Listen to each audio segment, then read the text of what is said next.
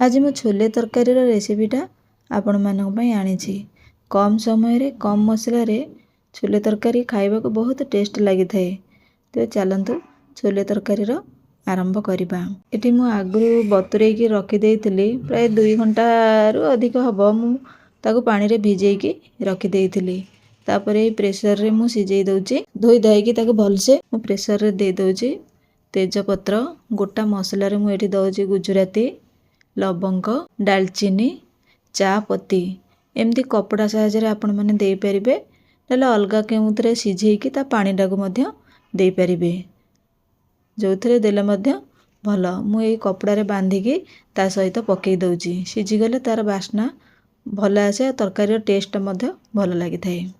स्वाद अनुसार लूण मु पकई दउची। तापर से जो मसलार पुटुलटा मु आ सहित दे दउची। ताको आमे सिझिबा पई छाड़ी दबा। 2टा सीटी रे आराम रे भल से सिझि जिवो। सी प्रेशर रे जेहेतु आमे सिझौचे मोर सिझि गलानी। ए मसला रा आउ किछि आवश्यक नाही। मसला रा जहा सब थिला ता भितर को से जाइछि भारी। ताको आमे काढी दबा।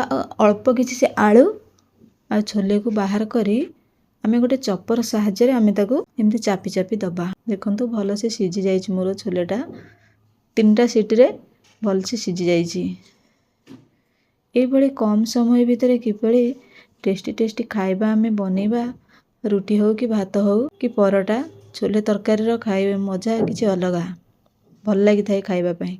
पियाज अदा रसुण छेचा पकई दउची। इतरे बेसी कम मसला रे छोले तरकारीटा बहुत टेस्ट लागि थाए। तापर आमे टमाटो पकई दउचे। टमाटो भाजी भाजी हे जाऊ टिके पानी मु दे दउची। तापर एठी हमरो दे दउची हळदी गुंड लंका गुंड मु एठी जीरा गुंड आ धनिया गुंड पकईची। मु आपनको देखै पारिनी किंतु मु जीरा गुंड एथिरे धनिया गुंड पकईची। आ किछि भी मसला पकईनी। ता सहित कसूरी मेथी टिके मो हाथ रे क्रश कर ओफो खसी गला मो हाथरू एमती पकई दबा। आमे जो रखिथिले छोले आ आलू को अल्प किछि ताको चॉप करिकरी ताको ए मसला सहित मिसेई की आमे कसी दबा। अल्प समय पर्यंत कसी दबा। छोले तरकारी की परोटा हो कि पूरी हो कि रुटी हो खाइबा को बहुत टेस्ट लागि थाए।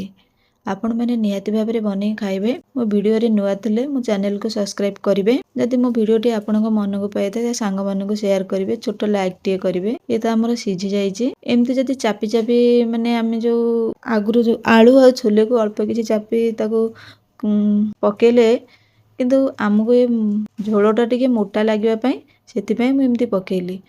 तो लास्ट रे अल्प टिके गुआ घियो पकेबा। देखिबे गुआ घियो लास्ट टे पकेबे छोले तरकारी रो बहुत बास्ना आ भलो स्वाद लागि थाए। धनिया पत्र आ टिके गरम मसला रेडी हे गला हमर छोले तरकारी। गरम गरम परोटा को छोले तरकारी मजा आसी जिवो खाइबा पई। आपण माने निहाती भारे बनै खांतु। किपरि लागिला मते कमेंट रे जणांतु।